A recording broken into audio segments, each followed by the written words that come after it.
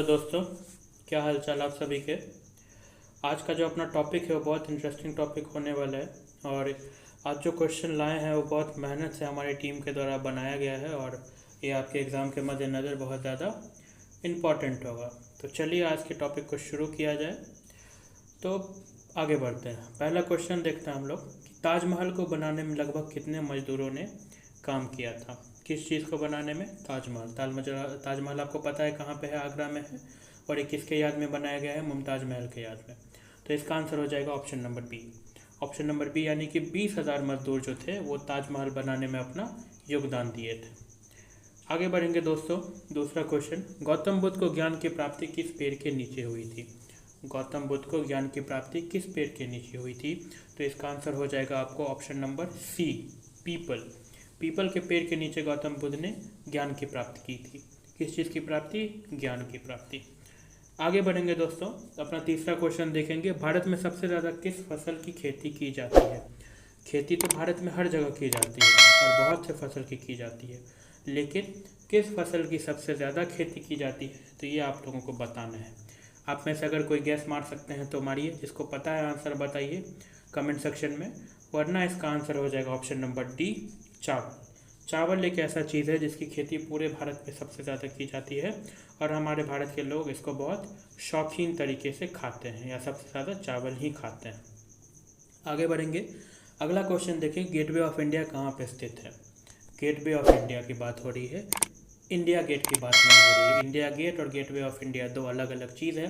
तो इसका आंसर हो जाएगा ए, मुंबई में, अरब सागर के बगल में गेटवे ऑफ इंडिया स्थित है जो कि मुंबई में है। और दिल्ली में जो है वो इंडिया गेट है। दिल्ली में जो है इंडिया गेट है, मुंबई में गेटवे ऑफ इंडिया है। कंफ्यूज नहीं होना है, ध्यान से करना है। आगे देखेंगे, कंप्यूटर का दिमाग किसे कहा जाता है? कंप्यूटर का दिमाग। कंप्यूटर का दिमाग, जैसे हम मनुष्यों के पास दिमाग होता है वैसे ही कंप्यूटर का भी अपने स्टोरेज को स्टोर करने के लिए दिमाग होता है। तो उसका आंसर हो जाएगा ऑप्शन नंबर बी, सीपीयू को। सीपीयू का फुल फॉर्म होता है सेंट्रल प्रोसेसर यूनिट, सीपीयू। तो ध्यान में रखिएगा, क्या कहा जाता है सीपीयू को? कंप्यूटर का दिमाग। आगे बढ़ेंगे अगले क्वेश्चन की ओर। किस फल को खाने से आँखों की रोशनी तेज होती है? किस फल को खाने से आँखों की रोशनी तेज होती है? रोशनी किसी लड़की का नाम नहीं, आँखों की रोशनी पे ध्यान देना है। तो इसका ऑप्शन हो जाएगा आपको ऑप्शन नंबर 6 का बी हो जाएगा, कीवी। कीवी को खाने से, ध्यान रखिएगा आप लोग, कीवी को खाने से क्या होता है? आँखों की रोशनी बहुत ज़्यादा तेज़ हो जाती है। आगे बढ़ेंगे हम लोग। रोज़ाना आलू खाने से कौन सी बीमारी होती है? आलू खाने से रोज़ाना कुछ भी खाने से तो होती ही है। बाहर का खाना खाइए ज़्यादा तो वो सेहत के लिए अच्छा नहीं होता है, लेकिन रोज़ाना अगर आप आलू का भी सेवन करें तो इससे आपको मोटापा का शिकार होना पड़ता है। पेट में चर्बी आ सकती है, बहुत ज़्यादा गाल फूल जाएगा और कम उम्र में ही आप अंकल की तरह दिखने लगेंगे। तो इससे बच के रहना है और मोटापे का शिकार नहीं होना है। आगे बढ़ेंगे। चाय पीने में कौन सी बीमारी होती है? अब चाय के तो यहाँ पे हर कोई शौकीन है, मैं खुद ही शौकीन हूँ, लेकिन जितना इसका एडवांटेज है उतना डिसएडवांटेज भी है। मतलब किसी चीज़ का फ़ायदा तो उसका नुकसान भी। तो चाय पीने से कौन सी बीमारी होती है? तो इसका ऑप्शन फटाफट बताएंगे आप लोग आंसर कमेंट सेक्शन में। चलिए मैं बस को आंसर बता देता हूँ, पायरिया। पायरिया जो एक बीमारी है जो कि निरंतर चाय के सेवन से होती है। इस क्वेश्चन में कोई दिक्कत नहीं। चलिए आगे बढ़ते हैं। अगला क्वेश्चन देखेंगे, चंद्रमा पर जाने वाला पहला जीव कौन सा है? चंद्रमा पर जाने वाला पहला जीव मतलब जिसमें जान हो, जिसमें जीने की क्षमता हो, जो सांस ले सके।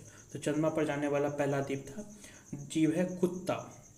मुझे ठीक से नाम नहीं याद, लेकिन शायद ये लुई नाम की कुतिया थी जो कि चंद्रमा पे सबसे पहले गई थी। आगे बढ़ेंगे। अगला क्वेश्चन देखेंगे, भारत का सबसे बड़ा राज्य कौन सा है? भारत का सबसे बड़ा राज्य कौन सा है? तो इसका ऑप्शन हो जाएगा आपको ऑप्शन नंबर 10 का हो जाएगा आपको सी, राजस्थान। क्षेत्रफल की दृष्टि से भारत का सबसे बड़ा राज्य राजस्थान है और जनसंख्या की दृष्टि से भारत का सबसे बड़ा राज्य उत्तर प्रदेश है, याद रखिएगा। पॉपुलेशन मैं यहाँ पी लिख देता हूँ, पॉपुलेशन से उत्तर प्रदेश और राजस्थान क्षेत्रफल से, यानी कि ए मतलब एरिया, क्षेत्रफल। तो भारत का सबसे बड़ा राज्य क्षेत्रफल की दृष्टि से राजस्थान हो जाएगा। आगे बढ़ेंगे। अगला क्वेश्चन है मनुष्य के रक्त में कौन सी धातु पाई जाती है। देखिए मनुष्य के रक्त में जो भी इंपॉर्टेंट चीज़ है वो पहले से ही हाईलाइट कर दी गई है, फिर भी मैं हाईलाइट कर देता हूँ कि मनुष्य के रक्त में कौन सी धातु पाई जाती है। 11वां नंबर क्वेश्चन, और इसका आंसर है लोहा। लोहा यानी कि आयरन, और इसको साइंटिफिक भाषा में बोला जाता है फेरस। भारत में माफ़ कीजिएगा, मनुष्य में सबसे ज़्यादा लोहे की मात्रा पाई जाती है मनुष्य के रक्त में। आगे बढ़ेंगे, अगला क्वेश्चन देखेंगे। मानव शरीर की सबसे मजबूत हड्डी कहाँ की होती है। सबसे मजबूत हड्डी जो हमारे शरीर में होती है वो किस जगह पाई जाती है, मतलब हमारे शरीर में कौन से जगह पाई जाती है। नहीं, वो हड्डी नहीं होती है जो आप लोग समझ रहे हैं, ये दूसरी हड्डी होती है, और ये होती है जबड़े की हड्डी, है ना। चलिए अब आगे बढ़ेंगे हम लोग, अगला क्वेश्चन देखेंगे। काला गुलाब किस देश में पाया जाता है। काला जामुन नहीं है, काला गुलाब है। रसगुल्ला खाने वाले लोग काला गुलाब की जगह काला जामुन पर टिक नहीं मार के आइएगा। काला गुलाब किस देश में पाया जाता है, तो इसका आंसर हो जाएगा आपको ऑप्शन नंबर 13 का सी, तुर्की। तुर्की में काला गुलाब पाया जाता है। काला जामुन तो हमारे देश में बहुत पाया जाता है, गांव के भोज में काला जामुन बहुत दिया जाता है, लेकिन यहाँ पे फिलहाल आपको क्वेश्चन करना है एग्जाम में, भोज नहीं खाना है, तो इसका आंसर आप तुर्की लगा के आइएगा। आगे बढ़ेंगे। महात्मा गांधी के कितने बच्चे थे। वैसे तो ये क्वेश्चन बहुत ही ज़रूरी क्वेश्चन हो सकता है, अक्सर पूछे जाते हैं, लेकिन फिर भी महात्मा गांधी के कितने बच्चे थे, तो हो जाएगा ऑप्शन नंबर बी, 4 बच्चे। आगे बढ़ेंगे। भारत में पुलिस किसे गिरफ्तार नहीं कर सकती है। भारत में पुलिस किसे गिरफ्तार नहीं कर सकती है, इस चीज़ को ध्यान रखिएगा, बहुत ज़रूरी सवाल। तो इसका ऑप्शन आपको 15 का हो जाएगा ऑप्शन नंबर सी, राष्ट्रपति को। हाँ, लेकिन राष्ट्रपति को तब तक ही गिरफ्तार नहीं कर सकती जब तक कि वो राष्ट्रपति के पद पे, जैसे ही वो राष्ट्रपति के पद से रिटायर्ड हुए उनको गिरफ्तार किया जा सकता है। ऐसा नहीं है कि आप राष्ट्रपति हैं तो किसी को गोली मार के आराम से बैठ के खाना खा रहे हैं, आप तक ही गिरफ्तार नहीं हो सकते जब तक कि आप राष्ट्रपति के पद पर बैठे हुए हैं। आगे बढ़ेंगे, अगला क्वेश्चन देखेंगे। दुनिया का सबसे बड़ा क्रिकेट स्टेडियम कौन सा है। तो हाल फिलहाल में ही इसका उद्घाटन हुआ है और क्रिकेट प्रेमियों को इसके बारे में पता ही होगा। नरेंद्र मोदी स्टेडियम, मोटेरा स्टेडियम, जो कि आपको अहमदाबाद में है। इस चीज़ को ध्यान में रखिएगा, ये VVI क्वेश्चन है, ये अक्सर अब एग्जाम में पूछे जाते हैं। अगला क्वेश्चन, किस देश के पास एक भी आर्मी की सेना नहीं है।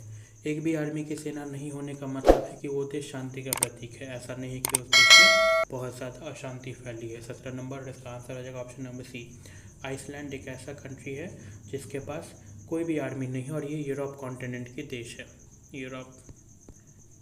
इस चीज़ को ध्यान में रखेंगे।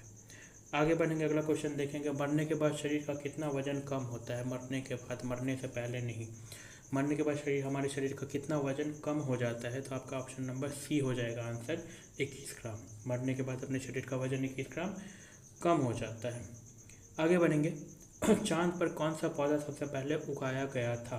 किस जगह पे, चांद पे, पृथ्वी पे नहीं।